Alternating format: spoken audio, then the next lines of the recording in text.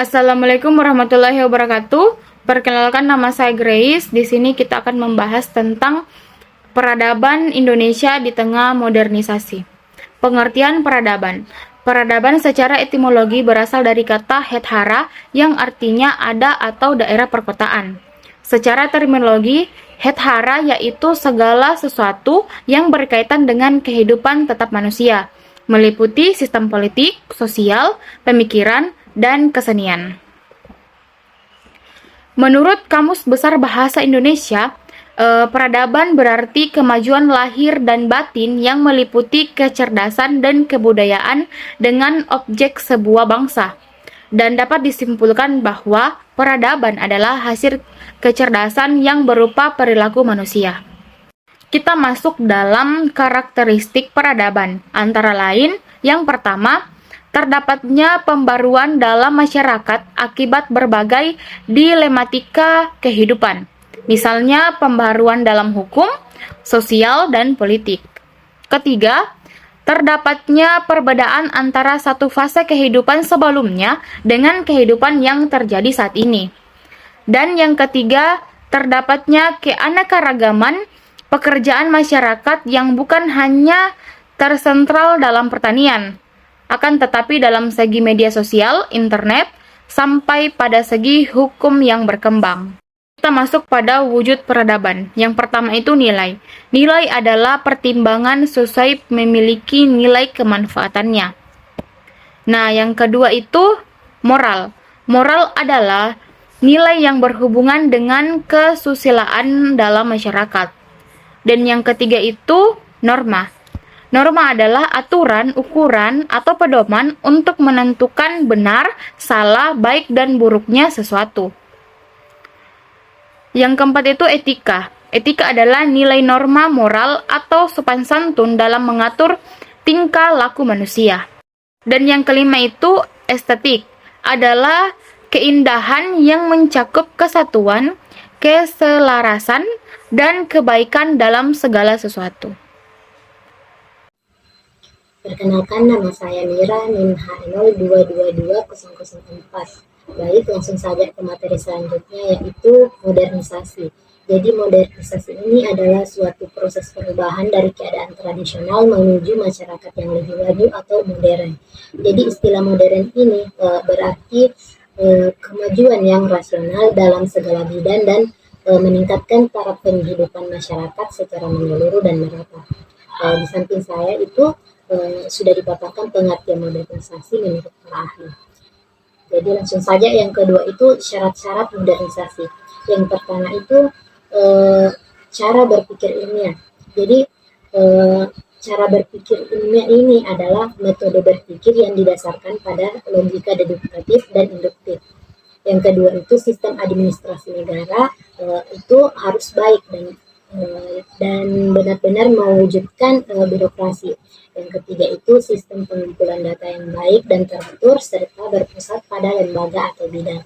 Yang keempat itu penciptaan iklim yang baik dan menyenangkan di masyarakat terhadap modernisasi dengan menggunakan alat-alat komunikasi massa. Yang kelima itu tingkat organisasi dan disiplin yang tinggi, dan yang terakhir itu sentralisasi wewenang dan dalam pelaksanaannya. Selanjutnya itu ciri-ciri modernisasi. Ada 6 ciri-ciri modernisasi. Yang pertama itu kebutuhan materi dan ajang persaingan kebutuhan manusia. Yang kedua itu kemajuan teknologi dan industrialisasi, individualisasi, sekularisasi, diferensiasi, dan akulturasi. Yang ketiga itu modernisasi banyak memberikan kemudahan bagi manusia. Yang keempat itu berkat jasanya hampir semua keinginan manusia itu terpenuhi. Yang kelima itu modernisasi juga melahirkan teori baru. Dan yang terakhir itu mekanisme masyarakat berubah menuju prinsip dan logika. Terima kasih. Baik, terima kasih untuk kesempatan ini. Sini saya akan melanjutkan materi tentang selain pandang peradaban Indonesia dari masa ke masa. Pertama itu sejarah singkat. Menurut sejarah dunia bahwa jenis manusia purba pertama yang ada di Indonesia yang ditemukan yaitu Homo Floresiensis dan juga Pithecanthropus erectus. Dicatatkan bahwa setelah masa prasejarah, lahirlah kerajaan maritim pertama di Indonesia yang menduduki beberapa wilayah besar di Indonesia, yaitu kerajaan Sriwijaya yang bercorak Buddha dan ada sejak abad ke-7 sampai abad ke-13. Kemudian muncul kerajaan Mataram dan membangun candi-candi besar seperti Borobudur yang bercorakkan Buddha dan Prambanan yang bercorakkan Hindu, sehingga tidak diketahui pasti Mataram ini bercorak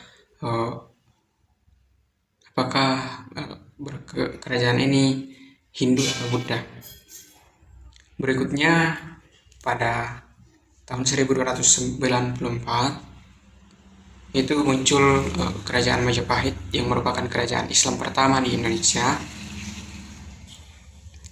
dan berkembang terus-menerus sampai sekarang, sehingga Islam di Indonesia sekarang itu masuk dalam mayoritas. Kemudian waktu berjalan, orang Portugis pertama masuk di Sumatera bernama Marco Polo yang berniat masuk karena pulau ini merupakan pulau yang memiliki rempah-rempah terbanyak. Hingga bangsa Portugis pergi, kemudian bangsa Belanda datang, dan itu pertama sekali masuk di Pulau Jawa pada sekitar tahun 1996 dan menduduki Indonesia selama 3 abad dan menjajah Indonesia selama itu. Jepang juga menjajah Indonesia pada Perang Asia Timur dan itu juga masuk dalam Perang Dunia II pada saat itu. Dan setelah Amerika Serikat menjatuhkan bom atom di Hiroshima dan Nagasaki, kemudian dimanfaatkan oleh pemuda-pemuda Indonesia untuk memproklamasikan kemerdekaan Republik Indonesia pada 17 Agustus 1945. Itulah secara singkat dari Indonesia. Kemudian sekilas tentang Indonesia. Indonesia itu terletak di garis khatulistiwa, sehingga Indonesia masuk 3 pembagian waktu dan berbeda-beda di setiap wilayah. Indonesia memiliki 17.000 pulau, iklim tropis, dan memiliki warga negara sekitar pada tahun 2022 sekitar 276 juta jiwa dan 300 suku, kemudian 5 agama besar dan juga beberapa agama-agama leluhur yang berkembang selalu berkembang di Indonesia. Kemudian Indonesia juga memiliki motto yaitu Bhinneka Tunggal Ika yang tercantum dalam lambang negara Indonesia, yang artinya bahwa Indonesia memiliki keberagaman yang sangat banyak, tetapi Indonesia tetap bisa bersatu dalam bingkai kebinekaan. Itu sedikit tentang Indonesia. Sekian dari saya serahkan ke materi selanjutnya. Assalamualaikum warahmatullahi wabarakatuh. Perkenalkan, nama saya Sriwardani dengan NIM H022206. Di sini saya akan memaparkan materi mengenai sumber daya alam dan sumber daya manusia di Indonesia serta kebudayaan provinsi di Indonesia. Nah, yang pertama itu sumber daya alam di Indonesia. Kita sudah tahu bahwa sumber daya alam di Indonesia ini sangat banyak dan kaya, dimulai dari sumber daya alam hutan, laut, batu bara, minyak bumi, gas, hingga emas. Nah, ada 5 sumber daya alam utama di Indonesia. Yang pertama yaitu sumber daya alam hutan. Fungsi dari sumber daya alam hutan itu sendiri untuk melestarikan flora dan fauna yang ada di dalam hutan tersebut atau yang ada di dalamnya. Kemudian yang kedua yaitu sumber daya alam laut. Banyaknya ikan yang berada di lautan Indonesia tentu saja sangat bermanfaat dalam kegiatan budidaya ikan. Selain itu, potensi sumber daya laut di Indonesia juga berguna untuk kegiatan pariwisata sehingga dapat membantu pertumbuhan ekonomi di Indonesia. Kemudian yang ketiga yaitu sumber daya alam batu bara. di Indonesia menjadi negara kelima terbesar di dunia penghasil batu bara. Daerah penghasil batu bara terbesar di Indonesia itu terletak di Pulau Kalimantan. Kemudian yang keempat yaitu sumber daya alam minyak bumi. Sumber daya alam minyak bumi di Indonesia itu ada di daerah Sumatera, Jawa, Kalimantan, Maluku, dan Papua. Kemudian yang kelima yaitu sumber daya alam gas. Sama seperti minyak bumi, sumber daya alam gas di Indonesia ini memiliki cadangan yang sangat banyak. Bahkan diperkirakan cadangan gas di Indonesia ini mencapai 2,8 triliun meter kubik. Lantas, apa kegunaan gas di Indonesia? Nah, gas alam di Indonesia ini digunakan sebagai bahan bakar pembangkit listrik tenaga gas atau uap. Kemudian sumber daya manusia di Indonesia. Sama dengan negara lain, sumber daya manusia atau pertumbuhan penduduk di Indonesia ini dipengaruhi oleh besarnya kelahiran, kematian, dan migrasi. Nah, penduduk akan bertambah jumlahnya apabila terdapat bayi yang lahir. Kemudian penduduk akan berkurang jumlahnya apabila terdapat penduduk yang meninggal. Sama dengan migrasi, penduduk akan bertambah jika ada penduduk yang datang. Namun sebaliknya, penduduk akan berkurang jika ada penduduk yang keluar dari wilayah tersebut. Kemudian kebudayaan provinsi di Indonesia. Seperti yang kita ketahui, saat ini di Indonesia sudah ada 38 provinsi. Nah, dari 38 provinsi tersebut, terdapat beragam budaya dari Sabang sampai Merauke. Adapun macam-macam keragaman budaya di Indonesia itu yang pertama rumah adat, yang kedua yaitu upacara adat, yang ketiga pakaian tradisional, yang keempat tarian tradisional, yang kelima alat musik dan lagu tradisional, yang keenam yaitu senjata tradisional, dan yang terakhir yaitu makanan khas. Sekian, wassalamualaikum warahmatullahi wabarakatuh. Baik, perkenalkan saya Rizky Amalia. Di sini saya akan menjelaskan tentang peradaban bangsa Indonesia. Nah, peradaban bangsa Indonesia ini terbagi menjadi 7, dimulai dari era kerajaan sampai masa reformasi. Langsung saja. Yang pertama, era kerajaan. Dalam era kerajaan terdapat kerajaan Hindu-Buddha yang berjaya pada masanya, yaitu kerajaan Sriwijaya dengan puncak kejayaan pada abad ke-7 menguasai Kamboja, Selat Malaka, Jawa sampai dengan Kalimantan dan menjadi koin kolektor. Namun seiring dengan munculnya kerajaan Mataram di Jawa, energi Sriwijaya terpecah dan berujung lepasnya Malaka dan kehancuran kerajaan ini karena persaingan antar mereka sendiri dan saling menjatuhkan. Selanjutnya muncul kerajaan Majapahit dengan puncak kejayaan pada abad ke-14 menguasai dari Thailand sampai Papua Nugini dan Timor Timur. Dengan Sumpah Palapa, strategi penguasaan wilayah melalui diplomasi dan persekutuan yang merangkul kerajaan-kerajaan kecil di Asia Tenggara, kehancuran kerajaan Majapahit akibat konflik suksesi kepemimpinan. Yang kedua, era kolonial.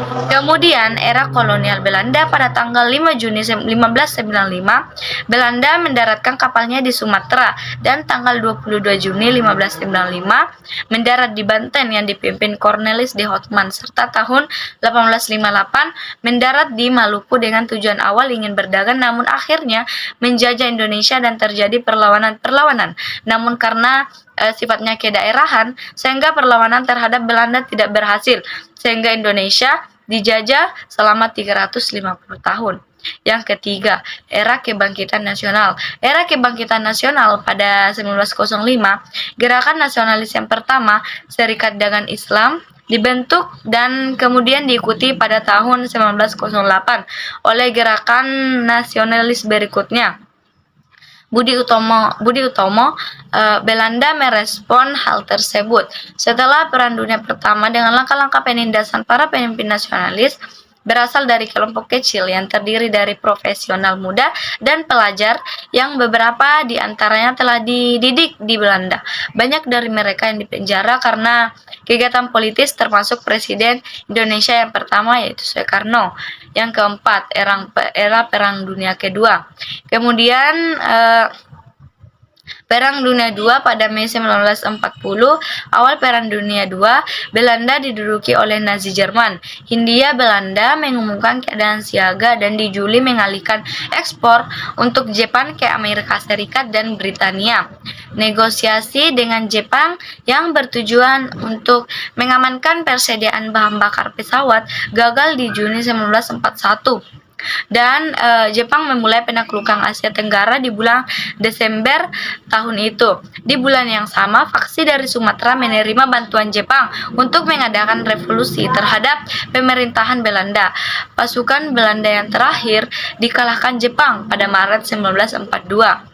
Nah, pada Maret 1945, Jepang membentuk Badan Penyelidik Usaha Persiapan Kemerdekaan Indonesia yang disingkat BPUPKI pada pertemuan pertamanya di bulan Mei. Soepomo membicarakan integrasi nasional dan melawan individualisme perorangan. Sementara itu, Muhammad Yamin mengusulkan bahwa negara baru tersebut juga sekaligus mengklaim Sarawak, Sabah, Malaya, Portugis Timur, dan seluruh wilayah Hindia Belanda sebelum perang.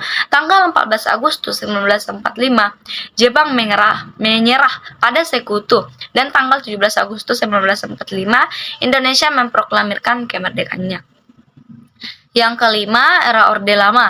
Di masa era Orde Lama dari 1959 hingga 1965, Presiden Soekarno berkuasa dalam rezim yang otoriter di bawah label demokrasi terpimpin.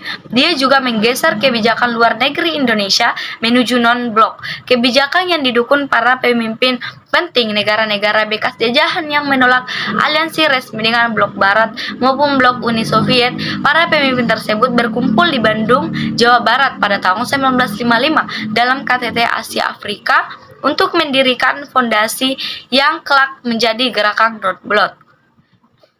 Yang keenam, era Orde Baru. Era Orde Baru pada tahun 1965, MPR secara resmi melantik Soeharto untuk masa jabatan 5 tahun sebagai presiden, dan dia kemudian dilantik kembali secara berturut-turut pada tahun 1973, 1978, 1983, 1988, 1993, dan 1998. Presiden Soeharto memulai Orde Baru dalam dunia politik Indonesia dan secara dramatis mengubah kebijakan luar negeri dan dalam negeri dari jalan yang ditempuh Soekarno pada akhir masa jabatannya. Orde Baru memilih perbaikan dan perkembangan ekonomi sebagai tujuan utamanya dan menempuh kebijakan melalui struktur administrasi yang didominasi militer. Namun dengan nasihat dari ahli ekonomi didikan Barak, selama masa pemerintahannya, kebijakan-kebijakan ini dan pengeksploitasian sumber daya alam secara besar-besaran menghasilkan pertumbuhan ekonomi yang besar namun tidak merata di Indonesia. Dan yang terakhir, masa reformasi merupakan suatu perubahan perkehidupan lama dengan tatanan perkehidupan yang baru secara hukum menuju ke arah perbaikan. Gerakan reformasi yang terjadi di Indonesia pada tahun 1998 merupakan suatu gerakan untuk mengadakan pembaharuan dan perubahan, terutama perbaikan dalam bidang politik, sosial, ekonomi, hukum, dan pendidikan. Dampak utama reformasi adalah kebebasan kita dalam menyampaikan aspirasi, namun yang harus dicatat bahwa kebebasan tersebut harus tetap mengikuti norma-norma yang berlaku, jangan sampai justru memecah belah bangsa Indonesia. Terima kasih.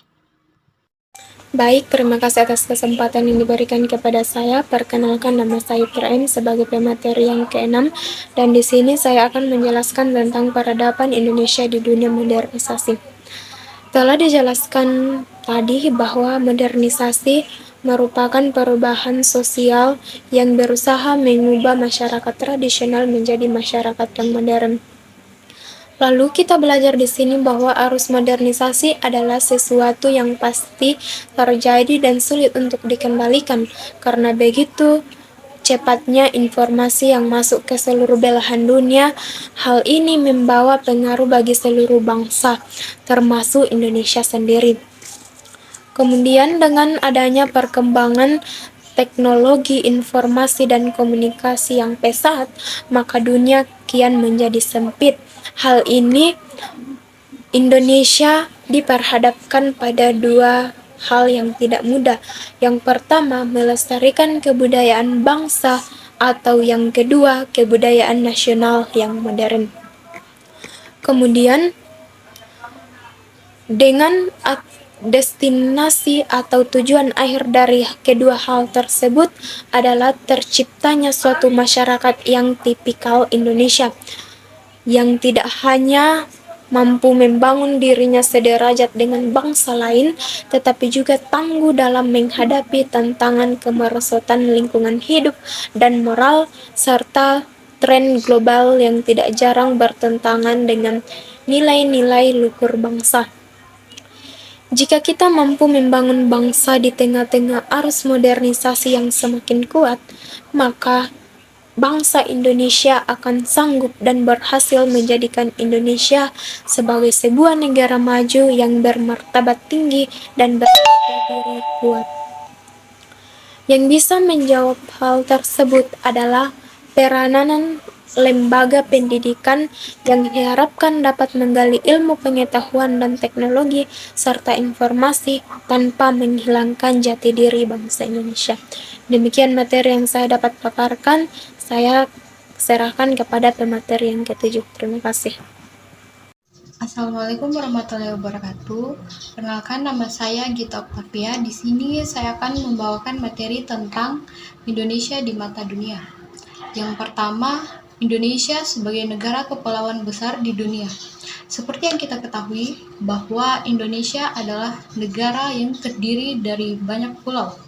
Nah, berdasarkan data dari website Kementerian Kepulauan dan Perikanan, Indonesia sejatinya terdiri atas puluhan ribu pulau-pulau indah, tepatnya 17.508 pulau, hasil gabungan dari pulau besar dan kecil.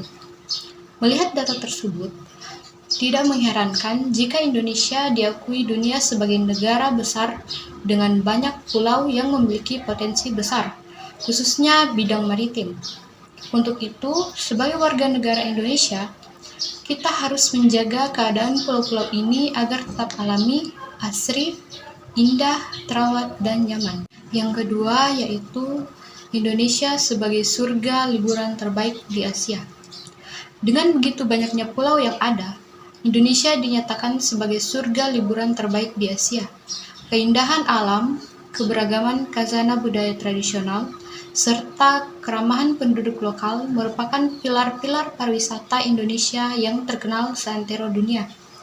Berbicara tentang salah satu destinasi populer wisatawan asing ketika berkunjung ke Indonesia, Bali tentu saja tidak dapat ditinggalkan. Tujuan wisata kebanggaan Indonesia ini menerima banyak penghargaan yang bahkan mengalahkan pesona destinasi wisata negara-negara lain di Asia. Selain Bali, Indonesia juga punya Raja Ampat yang berada di Papua Barat, Pulau Komodo di Nusa Tenggara Timur, Taman Laut Bunaken di Sulawesi Utara, dan masih banyak lagi. Yang ketiga yaitu Indonesia sebagai tempat investasi terbaik dunia. Setidaknya ada 4 faktor penting yang mendorong pelaku bisnis untuk berinvestasi di suatu negara, yaitu sumber daya alam, potensi pasar, efisiensi, dan aset strategis negara tujuan. Selain itu, hasil dari pertemuan rutin United Nations Conference on Trade and Development memperingatkan para investor untuk turut mempertimbangkan indikator unik lainnya, antara lain tidak korupsi, tingkat kestabilan ekonomi, lingkungan pajak yang menguntungkan, keterampilan tenaga kerja, dan penguasaan teknologi. Sebagai informasi, Indonesia memenuhi semua kriteria yang disebutkan di atas, khususnya bidang pajak dan ketenaga kerjaan. Sebab itu, dalam hasil survei berjudul Negara-negara Terbaik untuk Investasi yang dijabarkan di website usenews.com, Indonesia menduduki peringkat kedua setelah negara Meksiko.